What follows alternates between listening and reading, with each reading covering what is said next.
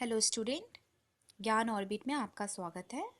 मैं हूं साता शाह और आज मैं एनसीईआरटी क्लास 6 के साइंस बुक के chapter 7 getting to know plants के बारे में पढ़ाने वाली हूं। तो जैसे कि आप कहीं पे भी किसी पार्क में जाओगे तो आप नोटिस करोगे कि उस पार्क में बहुत सारे ऐसे ट्रीज होंगे, जो कुछ ट्रीज काफ़ी स्मॉल होंगे, कुछ काफ़ी बड़े होंगे, है ना। इवन उसके जो फ्लावर्स होंगे ना, वो फ्लावर्स भी different shape and different colour के होंगे। उसके पत्ते भी काफ़ी अलग तरह के होंगे। ठीक है। तो हम जब भी पार्क में जाके देखेंगे या कहीं पे भी गार्डन में जाएंगे, वहाँ पे नोटिस करेंगे कि बेसिकली 3 टाइप्स के प्लांट्स होते हैं: herb, shrubs and trees. Activity 1 में बताया गया है कि कुछ ऐसे प्लांट्स होंगे जो आपसे भी छोटे होंगे, कुछ ऐसे प्लांट्स जो आपके साइज के होंगे और कुछ ऐसे प्लांट्स जो आपसे भी लंबे होंगे, टॉलर होगा। तो टेबल 7.1 में बताया जा रहा है टोमेटो टोमेटो का हाइट काफ़ी शॉर्ट होता है।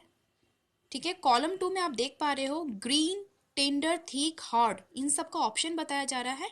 क्या टोमेटो के लीफ ग्रीन होता है? यस, इसलिए इसमें यस लिखा हो गया हुआ। टेंडर होता है, टेंडर यानी जिसके स्टीम काफ़ी थीन होते हैं, यानी पतला होता है। ठीक है। तो हाँ, ये भी होता है। अगर किसी भी प्लांट का स्टीम थिक हो, मोटा हो, तो उसमें हम थिक में यस लिखेंगे। अगर हार्ड हो, जैसे मैंगो ट्री का जो स्टीम होता है ना, ब्रांचेस काफ़ी हार्ड होता है, वुडन होता है, तो इसलिए इसमें यस लिखा गया है। तो 7.1 आपको खुद से करना है। आगे बढ़ते हैं कि नेक्स्ट बताया जा रहा है हर्ब, शर्ब एंड ट्रीज। ये होता क्या है? क्योंकि मेनली हम ट्रीज को 3 कैटेगरी में ही डिवाइड किए गए हैं। तो 7.3 में आप देख पा रहे हो हर्ब यानी ए वाले फिगर में हर्ब बना हुआ है, बी में शर्ब एंड ट्री में, और एंड सी में ट्री बना हुआ है। तो चलिए अब डेफिनेशन के बारे में पढ़ते हैं। कुछ ऐसे प्लांट्स होते हैं ना, वो काफ़ी ग्रीन कलर के होते हैं और उसके जो स्टीम वो टेंडर होता है, यानी स्टीम काफ़ी पतला होता है। तो उन सारे प्लांट्स को हर्ब कहते हैं। वो यूजुअली काफ़ी छोटे होते हैं, जैसे कोरिएंडर। कोरिएंडर यानी धनिया पत्ता। ठीक है। तो इसके इसके प्लांट काफ़ी छोटे होते हैं। मस्टर्ड मस्टर्ड यानी सरसों का पेड़, ये भी काफ़ी छोटे होते हैं। मिंट, है ना। तो ये सब हो गए हर्ब का एग्जाम्पल। पर कुछ ऐसे प्लांट्स होते हैं जिसका ब्रांचेस जो होता है ना, स्टीम, वो थोड़ा से हार्ड होते हैं, पर बहुत ज़्यादा थिक हम नहीं कह सकते हैं कि बहुत ज़्यादा थिक हो। तो उन सारे प्लांट्स को शर्ब कहते हैं, जैसे तुलसी का पौधा, फिर चाइना रोज। ओके। कुछ ऐसे प्लांट्स होते हैं जो काफ़ी टॉल होते हैं और उसके स्टीम हार्ड एंड थिक भी होते हैं और इसके ब्रांच काफ़ी ऊंचे ऊंचे तक उठते हैं। तो इन सारे प्लांट्स को ट्रीज कहते हैं। ठीक है। तो लगभग हमने ये सारे टाइप्स के 3 टाइप्स के मेनली जो होते हैं ना, उस प्लांट्स के बारे में पढ़ लिए। लेकिन इसके अलावा और भी होते हैं, जैसे क्रीपर्स। क्रीपर्स उन सारे प्लांट्स को कहते हैं ना जिसका स्टीम बहुत वीक होता है और वो ऊपर नहीं उठ पाता है, इसलिए ये सारे प्लांट्स जमीन में ही होते हैं। उन सारे प्लांट्स को क्रीपर कहते हैं। जैसे बीटर गॉड यानी करेला, करेला का पेड़ वो ऊपर नहीं उठ पाता है, वो ग्राउंड में ही होता है। पम्पकिन, वाटरमेलन, ये सब क्रीपर्स का ही एग्जाम्पल है। पर कुछ ऐसे भी प्लांट्स होते हैं जिसका स्टीम बहुत वीक होता है, पर हाँ, अगर उसको सपोर्ट दिया जाए तो वो जरूर ऊपर उठ सकता है। तो उन सारे प्लांट्स को क्लाइंबर कहते हैं। जैसे वाइन, ग्रेप वाइन। ठीक है। अंगूर का पेड़ को अगर सहारा दिया जाए, अगर स्टिक का सहारा दिया जाए, तो वो स्टिक के सहारे ऊपर उठ सकता है। मनी प्लांट भी क्लाइंबर का एग्जाम्पल है। ठीक है। तो आप 7.4 में और 7.5 में देख पा रहे हो क्रीपर्स का एग्जाम्पल है। 7.4 में क्रीपर है वो, और क्लाइंबर 7.5 में बना हुआ है। तो चलिए स्टीम के बारे में थोड़ा पढ़ लेते हैं। स्टीम भी हमने ये देखा कि स्टीम सबके अलग अलग होते हैं। किसी के बहुत नाजुक होते हैं, किसी के बहुत ही मोटे होते हैं। ठीक है। एक्टिविटी 2 में बताया जा रहा है कि आपको एक ग्लास लेना है, वाटर लेना है, रेड ब्लू इंक, कोई भी इंक हो वो लेना है, और किसी भी प्लांट का सॉफ्ट स्टीम लेना है। ये काफ़ी इंटरेस्टिंग है, आप कर सकते हो घर पे। इसे क्या करना है ना, जैसे कि आप देख पा रहे हो 7.6 फिगर में एक ग्लास में पानी रखकर उसमें कुछ ड्रॉप इंक दे दिया गया है। सपोज अगर आप रेड इंक मिलाओ या ब्लू इंक मिलाओ और उसमें स्टीम अगर रख दोगे ना, तो कुछ दिन के बाद क्या होगा कि वो जो स्टीम है, स्टीम का कलर और जो पत्ते का कलर है उसमें थोड़ा थोड़ा रेडनेस आ जाएगा। अगर आप ब्लू इंक दोगे तो लीफ का कलर भी ब्लू हल्का हल्का होने लग जाएगा। तो इससे हमें पता चलता है कि स्टीम जब पानी पीता है ना, स्टीम भी तो पानी, स्टीम को तो चाहिए होता है, प्लांट्स को चाहिए होता है पानी। इससे प्रूफ हो रहा है कि जो भी वाटर है वो स्टीम के जरिए पूरे लीफ में जाता है। लीफ, चलिए अब लीफ के बारे में पढ़ते हैं। तो लीफ भी बहुत ही अलग अलग टाइप्स के होते हैं, अलग कलर के भी होते हैं। कुछ लीफ रेड होते हैं, कुछ येलो होते हैं, कुछ ग्रीन, ग्रीन भी काफ़ी वैराइटीज टाइप्स के होते हैं। How are leaves attach to stem, stem के साथ लीफ कैसे अटैच्ड होता है उसी के बारे में पढ़ते हैं। तो वो पार्ट चलिए पिक्चर में देखते हैं। 7.8 में आप देख पा रहे हो स्टीम के साथ जो लीफ अटैच्ड है ना उसे पैटियोल कहते हैं। ठीक है, जो स्टीम और लीफ को जोड़ कर रखता है। लैमिना किसे कहते हैं? लैमिना आप देख पा रहे हो फिगर में, जो लीफ है, लीफ के साइड वाले पोर्शन को लैमिना कहते हैं। किसी किसी लीफ के लैमिना काफ़ी ब्रॉड होते हैं, जिस वजह से वो पत्ते भी काफ़ी ब्रॉड दिखते हैं। ठीक है, अब हम पढ़ते हैं एक्टिविटी 3 में बताया जा रहा है कि आप एक लीफ लो, लीफ को रख कर उसके ऊपर, मतलब लीफ के जो बैक पोर्शन होता है ना उसके ऊपर आप एक पेपर रखो। रखने के बाद उसे पेंसिल से रब करो। रब करने के बाद आप नोटिस करोगे कि उसमें वेन, वेन यानी जिस तरह से हमारे बॉडी में ना वेन बने हुए रहते हैं, यानी नस, जिससे ब्लड ट्रेवल होता है। ठीक उसी तरह से लीफ में भी वेन आप देख ही पाओगे। तो इस पेज में भी वेन का तस्वीर उठ जाएगा।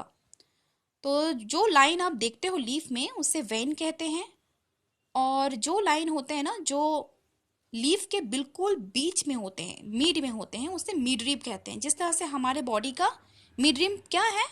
हमारा बैकबोन। ठीक है, ठीक उसी तरह से लीफ के भी होते हैं। The design made by when, तो जो भी वेन से, यानी हम लोग सिंपली लैंग्वेज में कह सकते हैं नस, जो जैसे हमारे शरीर में होते हैं वैसे लीफ में भी होते हैं। तो ये जो वेन है तो इसे लीफ वेनेशन कहते हैं। तो ये वेन भी दो टाइप्स के होते हैं। ठीक है ना, इसे ध्यान से समझिएगा। वेन जो है ये दो टाइप्स के होते हैं, एक रेटिकुलेट और दूसरा पैरेलल वेनेशन। तो अब चलते हैं, पढ़ते हैं कि कुछ ऐसे प्लांट्स होते हैं जैसे कि मैंगो, मैंगो का लीव्स में बहुत ज़्यादा आप वेन नोटिस करोगे, उसमें वेन ना बहुत ज़्यादा होता है। तो जिसके वेन काफ़ी फैला हुआ रहता है नेट स्ट्रक्चर में, तो उन सारे लीफ को रेटिकुलेट लीफ कहते हैं। लेकिन अगर हम एग्जांपल ले ग्रास का, ठीक है, ग्रास का ना नेट लाइक वेन नहीं होता है, उसका जो वेन होता है एकदम पैरेलल वे में होता है। ठीक है, तो इन सारे वेन को पैरेलल वेनेशन कहते हैं। फिगर 7.10 में आप देख पा रहे हो मिडरिब किसे कहते हैं और वेन किसे कहते हैं। ए जो है वो रेटिकुलेट का एग्जांपल है, आप देख पा रहे हो रेटिकुलेट उसी तरह से होता है। लेकिन पैरेलल जो है 7.10 में बी नंबर में आप देख पा रहे हो पैरेलल वाले जो होते हैं ना वेनेशन, वो ग्रास के होते हैं। एक्टिविटी 4 में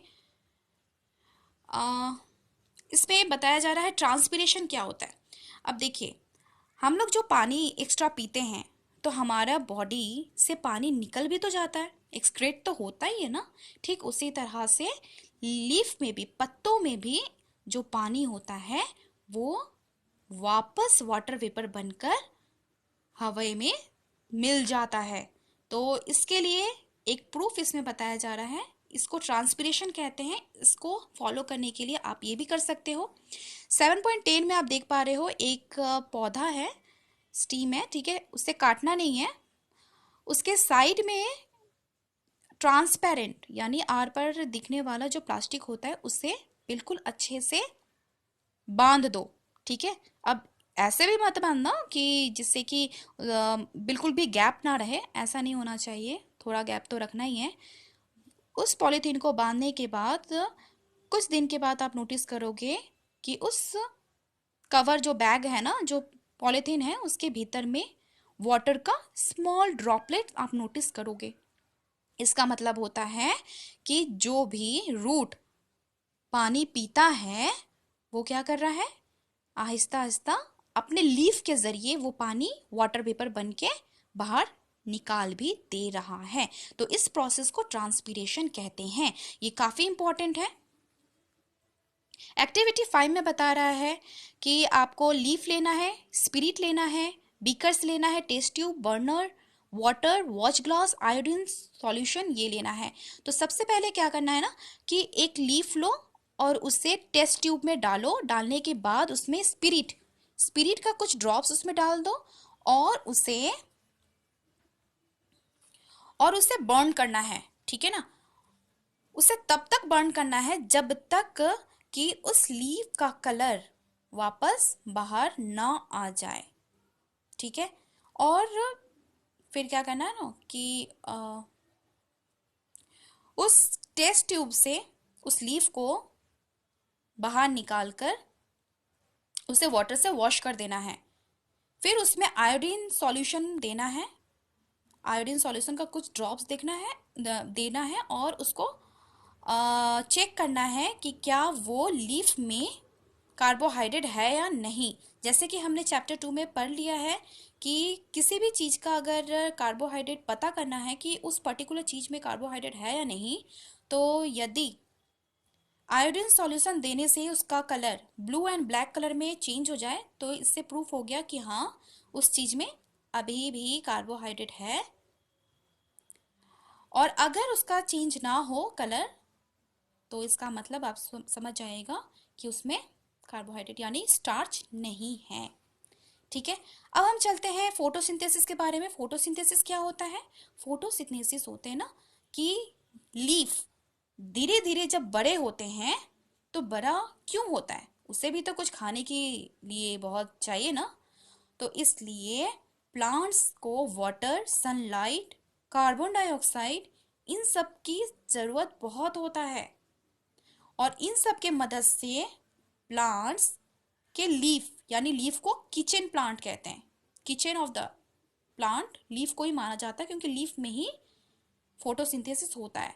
लीफ में जो खाने बनने का प्रोसेस होता है उसे ही फोटोसिंथेसिस कहते हैं, ठीक है। तो आपने जान लिया कि फोटोसिंथेसिस कहते हैं, किसे कहते हैं और ट्रांसपीरेशन किसे कहते हैं, ये भी आप जान लिए हो। एक और बात है कि जिस तरह से पोटैटो में बहुत ही स्टार्च होता है, यानी चैप्टर 2 में हमने पढ़ लिया है स्टार्च क्या होता है, जिसमें कार्बोहाइड्रेट बहुत ज़्यादा होता है, ठीक है। तो मतलब पोटैटो का एनर्जी स्टार्च है, तो वो अपना एनर्जी कहाँ से स्टोर करके रखता है? लीफ से ही लेता है, क्योंकि लीफ में ऑलरेडी फोटोसिंथेसिस हो रहा है यानी लीफ में खाना बन जा रहा है और वो खाना स्टीम के जरिए पोटैटोज खुद ले रहा है, वो एनर्जी उसमें स्टोर हो जा रहा है और उससे पोटैटोज को काट कर हम लोग खाते हैं और इसलिए वो पोटैटोज का एनर्जी हमारे शरीर में आता है, ठीक है। तो नेक्स्ट पार्ट में हम पढ़ेंगे रूट के बारे में। मिलते हैं नेक्स्ट क्लास में। होप आपको ये चैनल अच्छा लगा हो। लाइक ज़रूर कीजिएगा। Thank you.